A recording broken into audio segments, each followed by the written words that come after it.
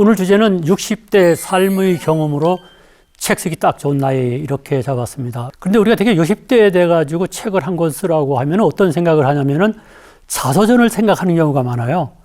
그런데 저는 개인적으로 60대쯤에 자서전 쓰는 것은 반대합니다. 왜 그러냐? 아직 100세 시대인데 60대쯤 돼가지고 벌써 자서전을 쓴다는 것은 너무 늙은 티를 내는 거죠.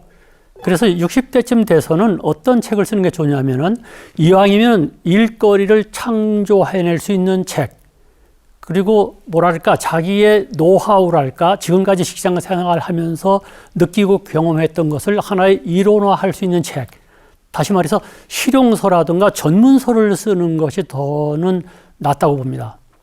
제가 올해 나이가 74살인데 아직까지도 현장에서 일할 수 있는 이유가 뭐였느냐? 30살 때 책 한 권 쓴 것이 인생을 바꾼 거죠. 그런데 그 인생을 바꾼 것이 우리나라 나이로 61살 때, 즉 환갑 때 모든 직장 생활을 다 그만두고 나와서 책 쓴 것이 37권 정도 됩니다.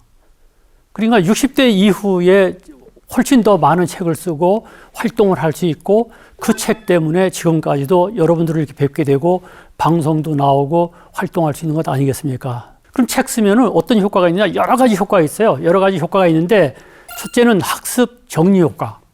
이런 얘기를 해요. 책을 쓰라고 하면 아는 게 있어야 책을 쓰지 않느냐 하는데 아는 게 있어서 책을 쓰는 게 아니라 책을 씀으로써 알게 되는 거죠. 그러니까 저 같은 경우 처음에 쓴 책이 친절에 관한 책이었는데 친절했기 때문에 책을 쓴 게 아니라 그 책을 쓰고 나서 보니까 불친절할 수가 없더라고요. 그래서 우리가 어떤 책을 하나 써야 되겠다고 목표를 세워놓으면은 그 책을 쓰기 위해서 많은 공부를 하게 되고 그러다 보면은 모든 것이 학습 효과로 전달되고 또 하나는 자기의 삶을 정의하는, 자기가 알고 있는 것을 하나의 이론화해서 정리할 수 있는 그런 효과가 있습니다. 두 번째는 보람 효과죠. 뭐니 해도 나 책 한 권 있어 하는 것은 대단한 보람이에요. 특히 대형 서점에 가가지고 내 책을 발견하는 그 모습은 정말 큰 보람입니다. 세 번째는 직업 창출 효과예요. 아까 제가 처음에 말씀드렸죠. 책 한 권 잘 쓰면은 직업이 창출될 수 있습니다. 그건 조금 이따가 설명드리고요. 네 번째는 명함 효과입니다. 명함이 필요 없어요. 어디 가서 책 한 권 내밀면 거기에 저의 모든 살아온 이야기의 저자 소개가 있지 않습니까? 그리고 이 사람이 이런 사람이구나 하는 것을 책 한 권이 대변하기 때문에 명함 효과가 있죠. 그리고 마지막에 홍보대사 효과. 무슨 얘기냐면요. 전 지금 여기 있는데 57권의 책 중에서 아직 서점에 깔려있는 책이 아마 한 20여 권 될 거예요.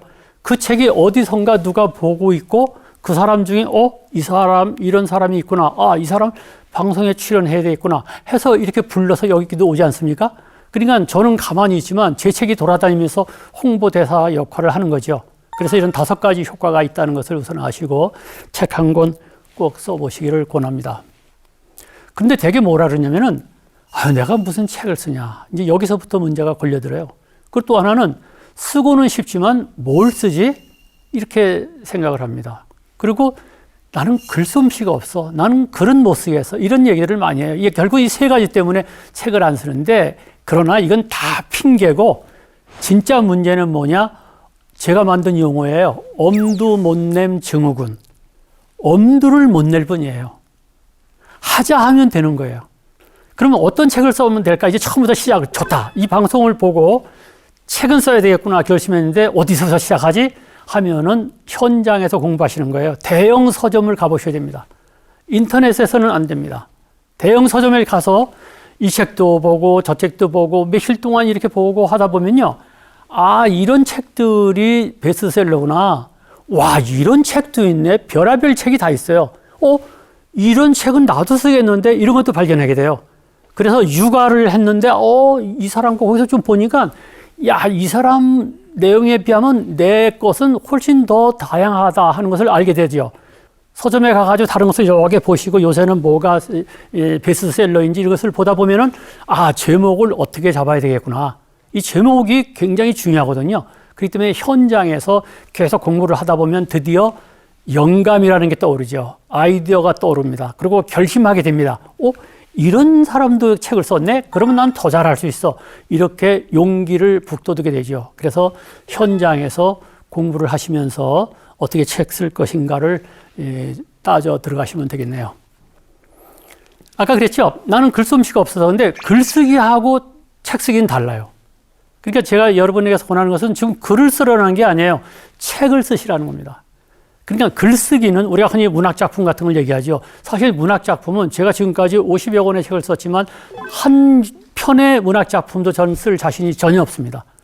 거기는 말이야 여러 가지 그 문장력도 필요하고 표현력도 좋아야 되고 창의적이고 뭐 해야 되는데 책 쓰기는 우리가 문학작품을 못 쓴 사람도 대학원 다닐 때 논문을 쓰잖아요. 그 논문이라고 하는 건 뭡니까? 많은 자료를 짜깁기 하는 거거든요. 그렇기 때문에 책 쓰기라고 하는 것은 내가 지금까지 경험했던 것, 생각했던 것을 쭉 나열해 가면서 거기다가 다른 사람의 이야기도 조금씩 빌려가면서 얼마나 멋지게 짜깁기 하느냐에 달려있는 거예요. 그러니까 글쓰기를 하려면 정말 어려워지는 거죠. 그래서 글쓰기하고 책쓰기는 전혀 다르다는 것을 아시고 책쓰기에 꼭 도전해 보시기를 권합니다. 그러면 그럼에도 불구하고 글쓰기를 전혀 못한다고 하면 사실 책쓰기는 어렵죠. 그런 사람에게 제가 늘 외우기 쉽도록 요 앞 글자를 보면 1, 2, 3, 4, 5로 되어 있죠. 아라비아 숫자도 1, 2, 3, 4, 5지만 그 뒤에 나오는 것도 1, 2, 3, 4, 5에 제가 맞는 겁니다. 일단 써라. 글을 쓸 때는요, 만약에 수필 하나를 써보고 싶다 할 때는 궁리궁리 해가면서 한 땀 한 땀 쓰시는 게 아니에요. 그냥 생각난 대로 일단 쭉 쓰는 거예요. 하다가 막 이상해지잖아요. 그래서 그냥 쓰는 거예요. 글은 그렇게 쓰는 겁니다. 처음부터 한 땀 한 땀 이렇게 아주 정교하게 쓰는 게 아니에요. 그냥 생각난 대로 쫙 쓰는 겁니다. 이야기하듯 입으로 굴려라. 그 다음에 어떻게 하느냐? 그걸 읽어보면서요, 말로 해보는 거예요. 그래서 어떤 사람은, 저도 그런 경우가 많은데, 처음에 누구한테 존댓말 하듯이 그랬습니다. 그래가지고요, 이렇게 씁니다. 그래 놓고는 나중에는 반말로 바꿔버리면 문장이 되거든요. 그래서 이야기하듯 입으로 중얼중얼 하면서 쓰시는 거예요. 삼삼한 표현으로 바꿔라.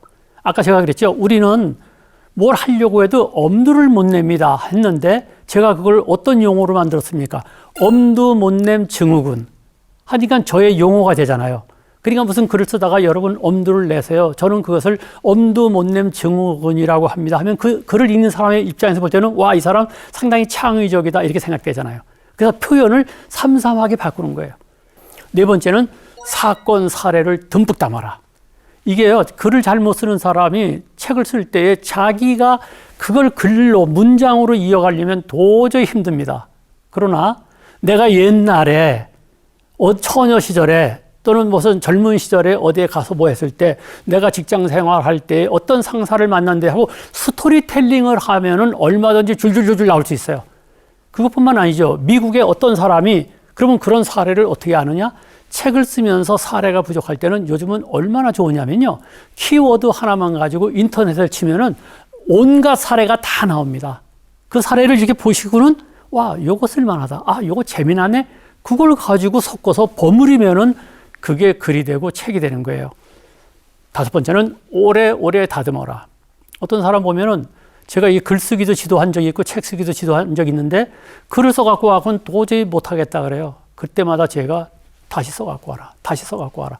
그러면 속이 타겠지만 점점 좋은 글이 됩니다. 왜냐? 계속 입으로 중얼거리면서 다듬다 보면은 아주 자연스럽게 좋은 책이 또는 좋은 글이 된다는 것을 잊지 마시고 1, 2, 3, 4, 5 이것을 마음속에 두고 책을 쓰시고 글을 쓰시면 되겠습니다. 저는 어떻게 했느냐? 처음에 농협에 들어갔어요. 근데 하는 일이 뭐냐면 손님 맞이하는 거죠. 그 옆에 있는 분들이 좀 불친절하더라고요. 그 제가 어떻게 생각했냐면 왜 이렇게 불친절하지? 아니 나는 친절해야지. 이게 끝난 게 아니라 거기서 친절을 학문적으로 연구를 했어요. 인사는 몇 도로 해야 되지? 사람을 호칭을 고객님이 맞을까? 사모님이 맞을까? 그것이 지금으로부터 40년 전이에요. 그때는 그런 책이 없었어요. 근데 책이 있는지 없는지도 모르고 그렇게 해서 제가 책을 쓴 것이 저 위에 있는 책은 고객응대란 책은 바로 농협에 필요한 매뉴얼 같은 책이고 나중에 이 책이 농협에 관련된 책인데 서점에 쫙 깔리면서 막 반응이 좋았어요. 그래서 제가 그것을 두껍게 써서 제대로 된 책으로 낸 두 번째 책이 손님 잘 좀 모십시다 하고 여기에 나와 있는 저 왼쪽이 저입니다. 저 오른쪽이 저 아니에요. 예, 왼쪽이 저고 오른쪽이 우리 과장님이 출판 기념을 해주신 겁니다. 근데 이 책을 하나 냈는데 이 책이 나오자마자 곧 88 올림픽이 되면서 제가 드디어 전국적인 스타로 떠오른 거예요. 그래갖고는 춘천에서, 제 고향이 강원도인데 춘천에서 농협 근무하다가 이 책 때문에 서울로 발령 나고 그런 방송에 나가서 계속 친절을 방송한 거죠. 그러니까 책 한 권이 팔자를 완전히 바꿨다는 아주 대표적인 사례로서 저를 오늘 잠깐 소개를 했습니다. 우리가 뭘 하든 간에 쉽게 해서 되는 사람 하나도 없습니다. 이분은 누구냐?